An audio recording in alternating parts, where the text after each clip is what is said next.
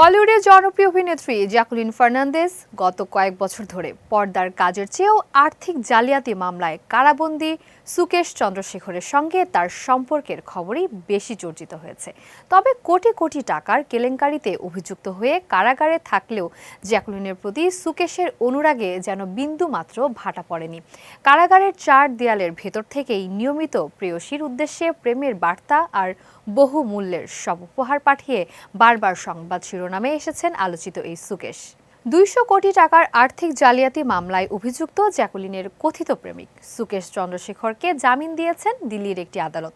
এই আদেশ দেওয়ার সময় আদালত পর্যবেক্ষণ করেন যে বিচার প্রক্রিয়া চলাকালীন কাউকে নির্দিষ্ট সময়ের চেয়ে বেশি আটকে রাখা তার ব্যক্তিগত স্বাধীনতা ও মৌলিক অধিকারের সুস্পষ্ট লঙ্ঘন। দীর্ঘ আইনি জটিলতার অবসান ঘটিয়ে অবশেষে মুক্তির স্বাদ পেতে যাচ্ছেন আলোচিত এই ব্যক্তি। এদিকে তদন্তকারী সংস্থাগুলোর মতে সুকেশের প্রতারণা চক্রের জাল ছিল অত্যন্ত সুদূরপ্রসারী। বছরের পর বছর তদন্ত চললেও তার অপরাধের পরিধি নিয়ে এখনও নিত্য নতুন তথ্য বেরিয়ে আসছে।